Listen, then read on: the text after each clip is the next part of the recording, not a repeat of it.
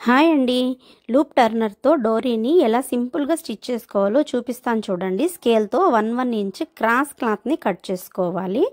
1 inch distance పెట్టుకుంటే చాలు. దాన్ని పెట్టి దానిలాగా ఇంకా ఎంత డోరీ కావాలో అంత క్లాత్ని అయితే క్రాస్గా కట్ చేసుకున్నాక ఇలా ఈ టర్నింగ్స్ ఆపోజిట్ సైడ్స్లో పెట్టి ఒక జాయింట్ చేసుకుంటే క్రాస్ క్లాత్ అనేది రెడీ అయిపోతుంది. నార్మల్ క్లాత్తో కూడా కుట్టచ్చు, కానీ క్రాస్తో అయితే డోరీ అనేది బాగుంటుంది, ఇంకా సన్నగా ఉండడానికి వీలవుతుంది. ఇప్పుడు స్టార్టింగ్లో కొంచెం ఎక్కువ వదిలి తర్వాత సన్నగా కుట్టుకోవాలి.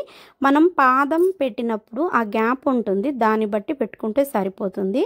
ఇలా ఫైనల్గా మొత్తం కుట్టేసిన తర్వాత ఎక్స్ట్రాస్ని కొంచెం ఇలా కట్ చేసుకోవాలి. మరి ఎక్కువ కట్ చేసేయకూడదు, కొద్దిగా ఉండాలి.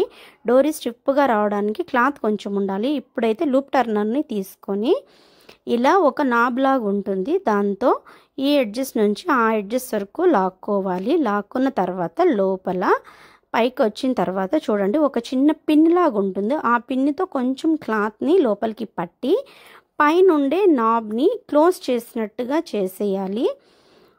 ఒక చిన్న దాన్ని క్లాత్లో అడ్జస్ట్ చేసుకొని పైదాన్ని ఈ రెండింటిని లాక్ చేసి ఇలా పట్టి లాగారంటే ఆ నాబ్ లోపలికి వెళ్ళిపోతుంది, లోపల ఉండే క్లాత్ బయటకు వస్తుంది.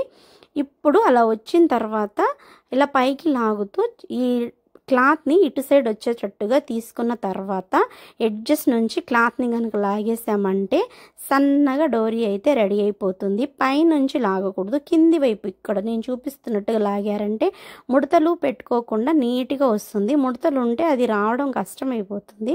చూడండి లూప్ టర్నర్తో ఎంత సన్నని డోరీని కూడా చేసుకోవచ్చో. ఇంతకు ముందు సూదితో ఇలా రకరకాలుగా చేసేవాళ్ళం, అదైతే అంత బాగా వర్కౌట్ కాదు. ఇది చాలా బాగుంటుంది.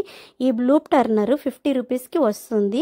మనం లైనింగ్ కొనే షాప్లో తప్పకుండా తీసుకోండి. వీడియో నచ్చితే లైక్ చేయండి.